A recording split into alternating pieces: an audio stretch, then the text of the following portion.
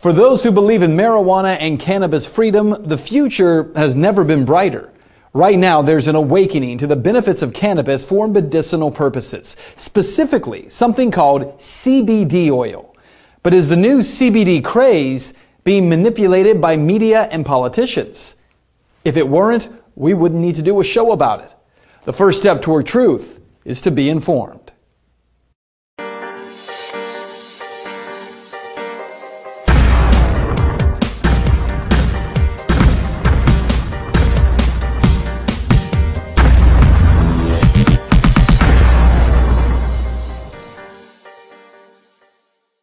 The CBD oil. You've probably heard of it by now, thanks to CNN's Dr. Sanjay Gupta.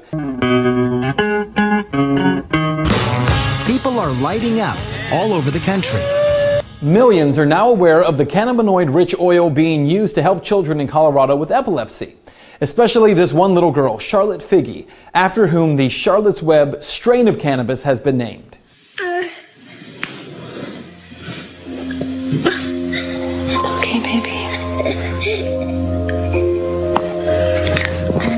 This is their daughter Charlotte, having a seizure.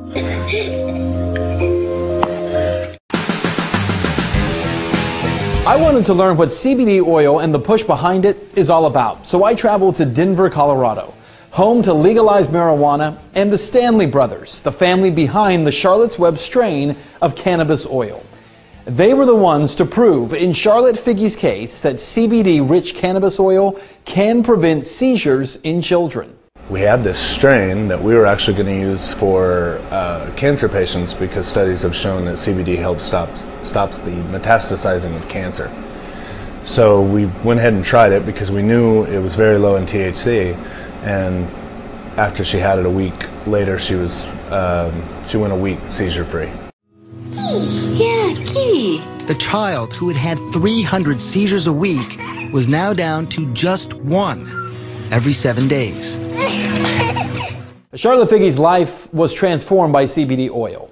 Now, to understand what is unique about CBD oil, you have to understand what a cannabinoid is. Now, in marijuana, there are multiple cannabinoids, including THC, CBD, CBN, CBA, and over 160 other compounds in the plant, including terpenes from the plant that create the most effective medicine.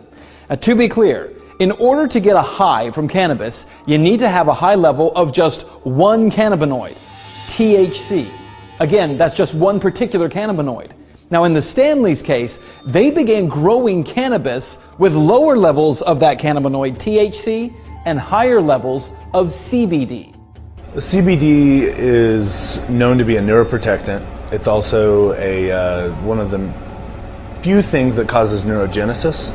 So it's not just seizures that this helps in epileptics, it's autoimmune disorders, whether that's cancer, Crohn's, lupus. There's so many different types of things. It's a huge anti-inflammatory, so all kinds of people would love to have this.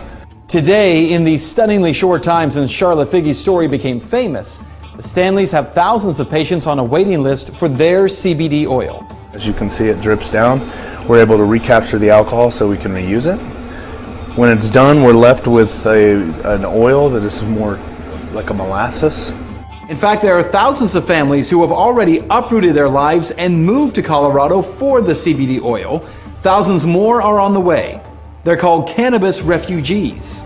I test it again, and then I can give it to the patients. Well, all of that has led to other states wanting to legalize CBD oil. In fact, the governor of Utah, of all places, just signed a CBD bill into law legalizing possession of the oil.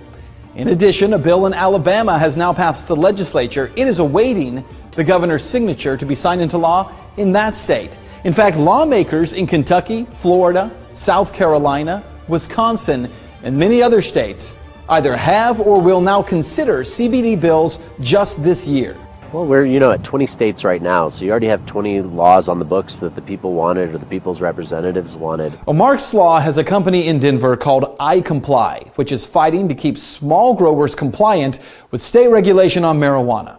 There are 8 strict guidelines that must be followed. Mark says states are jumping on board with CBD, but not with marijuana. So I think what politicians certainly don't realize when they're trying to play to where the puck was and not where the puck is going to be is that regulating just one compound greatly underserves most of the patients who really need this medicine. So even along the lines of medical efficacy, it simply isn't reasonable. Now, the reality that Mark addresses is how media and politicians are jumping on the CBD train because it doesn't get you high, but they're ignoring some very important medical facts about cannabinoids.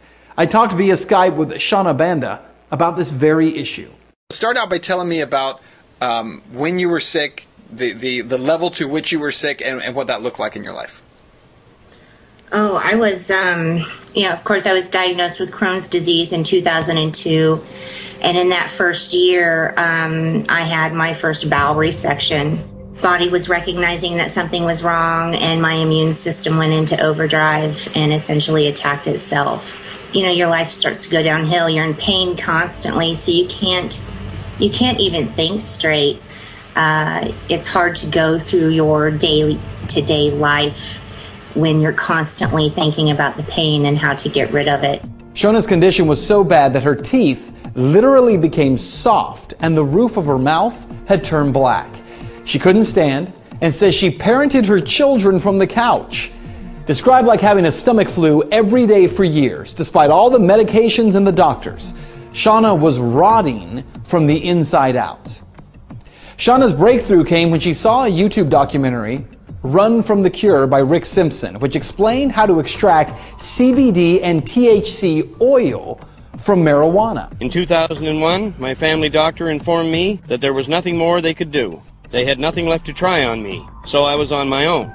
Shauna had started smoking marijuana just to be able to function, but she wasn't getting better. Shauna's husband at the time, he wanted to get her a vaporizer, but that vaporizer became the road to so much more. He went and got me a very old-fashioned glass dome vaporizer from the 70s, and I was reading a book, and I pinched off that hose way too long, and oil started forming on the dome. And he went out and got me a spatula, and I started to scrape it out 3 times a day, and I put whatever I could get into a gel cap. And within 3 days, I didn't need the use of my cane anymore to walk, and I started healing quite rapidly. So rapidly that I started to write a journal. That journal would become a book, Live Free or Die. Shauna's mantra for her own life and the lives of the people she continues to educate across the country on the benefits of cannabis oil today. But politicians and media are making CBD oil out to be the kind of good kind of cannabis, while arguing that THC is the bad kind of cannabis. Now listen, while that's not how any of this works, that is the case that is subtly being made.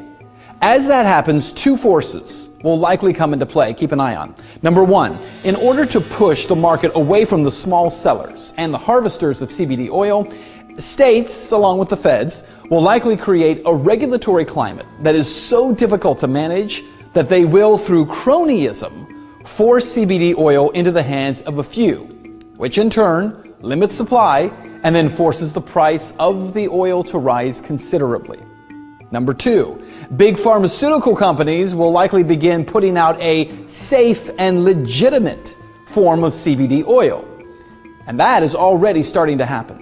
GW Pharmaceuticals out of Great Britain has been producing Sativex, which is a 50-50 blend of CBD and THC. They have no real research behind whether or not 50-50 is even the right ratio, and they certainly don't include the other terpenes or other chemical compounds from the cannabis plant. So we could see the bone get tossed to the pharmaceutical dog. It's certainly a possibility, but I think if more people take a stand for really descheduling marijuana, regulating it in a manner similar to alcohol to allow adults who are already out there, supply and demand economics, wanting this plant and providing a safe way to be able to provide it, is really the best model to move forward with. So what you need to know is where the U.S. government actually stands on this issue. Cannabis, marijuana. Today, it is still a Schedule I drug. That means, according to our government, it has no medicinal use whatsoever and has a high potential for abuse. Now, does our government really believe that? No. In 1999, the U.S. Department of Health and Human Services, HHS, filed for this patent for the use of cannabinoids for medicinal purposes. Also in 1999, they filed for a second patent, specifically for cannabis oil for the treatment of disease. That's right.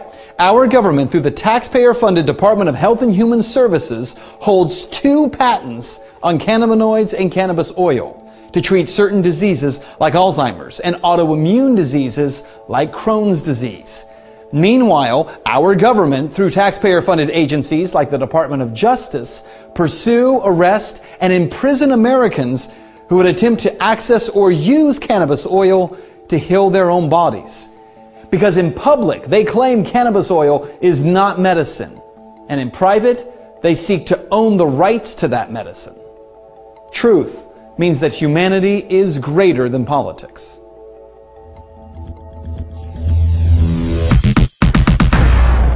All right, so now you've been informed, so what's next? Well, now it's time to get engaged. And you can do that 3 ways. Number 1, you can click subscribe on our YouTube channel. It allows us to send you new content anytime it's created. It's good for that reason, but also it demonstrates to YouTube the value of this kind of content.